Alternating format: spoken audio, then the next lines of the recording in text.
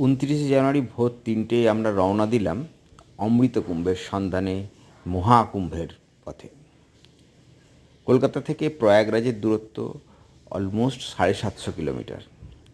গাড়িতে এই রাস্তা সাধারণত পার হতে লাগে 18 থেকে 20 কিলোমিটার, 20 ঘন্টা।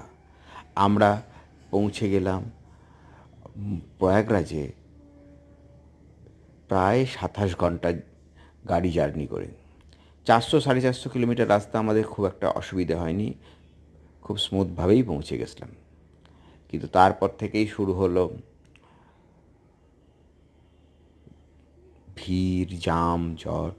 যাই হোক, আমরা পৌঁছলাম মহাকুম্ভে।